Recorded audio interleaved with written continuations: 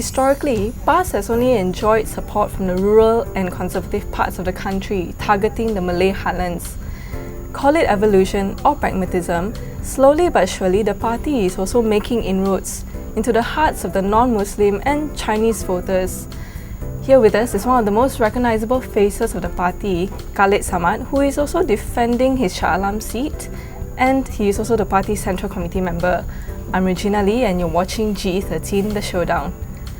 Good morning, Mr. Khalid. Morning, Regina. Now, for many years, PAS has been seen as a hardcore Islamist party, but of course in the past few years, leaders like yourself, Mat Sabu, Dr. Zul, they have all risen up through the ranks. Do you think that it has somewhat softened the image a bit, and has it been successful?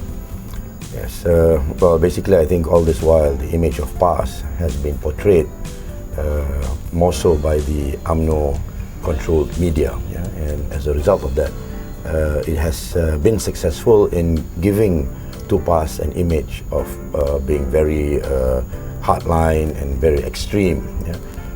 Even though we've been in Kelantan for many years, but it was very difficult for us to break into the mainstream media, and as a result of that, people listened to what UMNO had to say about PAS, and in particular for the non-Muslims, they would listen to what the MCA and the MIC would say about PAS, and of course that made it very difficult, right? But due to various recent political developments which made it possible for us to have direct interaction with the non-Muslim communities, we've been able to explain to the non-Muslims what exactly is our agenda. Historically, we've been involved with the non-Muslim communities since from the very beginning, but obviously at that point in time, people were more inclined to opt for the Barisan Nasional because they had a message which was a lot easier to understand. But we have to thank the Barisan Nasional as well. I mean, people are looking at alternatives as a result of their own misdeeds and their own wrongdoings, right? So, if they were doing a good job, then people wouldn't be looking at us, right? So, there's no point,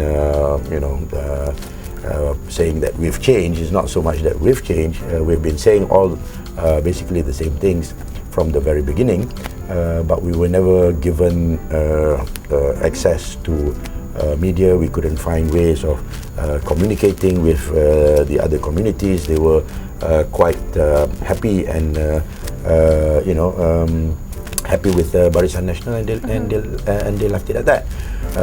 But since 1998, the Reformasi, this led us to have a lot of interaction with the non-Muslim communities, and this has helped us a lot. So there is no change, with the party, there is no conscious effort in making themselves look more accessible, or do you think it's just alternative media? Right, it's basically that, and also when we did not get much response from the non-Muslim communities in the initial stages, then obviously our main area of emphasis would be the Malay voters, right? And this is not so much by choice. We've been trying to have interaction and communication with the non-Malay and non-Muslim community since the very offset in the very beginning. But when the political situation was such, then obviously when we are only interacting with the Malay community, then obviously Malay issues are the ones that are being brought to the fore, right? But the question of fighting for justice and fighting against corruption and wanting to do away with racism and racial politics has been in our theme since the very beginning. And in fact, in one of our muktamars, the presidential speech was menolak asabiah dan menentang kezaliman, which means that to reject racism and to oppose injustice. So, that team has been with us and ever since I was in PAS. So it's not really something new. It's not a question of rediscovering ourselves, but it's more a question of reacting and understanding, or how do you say, involving ourselves in the new political reality, when we have greater acceptance from the non-Malay and the non-Muslim communities, then obviously we are going to speak to them and express to them our opinion on the current issues which are relevant to them. Whereas in the past we were talking only to the Malay community, so that gave us a bit of a disadvantage. And of course, at the same time, UMNO was doing a great job at giving us a bad image. Okay, now very quickly before we go for a short break, several past leaders have weighed in on the Friday and Saturday weekend. What do you think of it? Weighed in terms of what you're referring to, that wading into Selangor, or if it were to be implemented nationwide. Oh, you mean the question of the Islamic law, is it? Or no, what? not the Islamic law. I mean the Friday, Saturday weekend. The Friday and Saturday weekend. Yeah. Okay, all right. Sorry, I didn't get that. Okay, I think this is very specific to various states, lah. Right. So certain states which are big majority Malay Muslim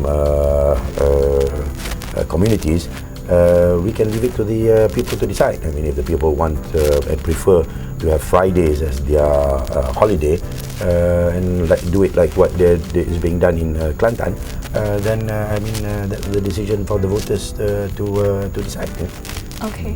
Well, we're going to go for a short break now, and when we come back, we're going to be talking to Shah Alam candidate from PAS, Khalid Samad, about the battle for Selangor as well as his battle with Zulkifli Nordin. Stay with us.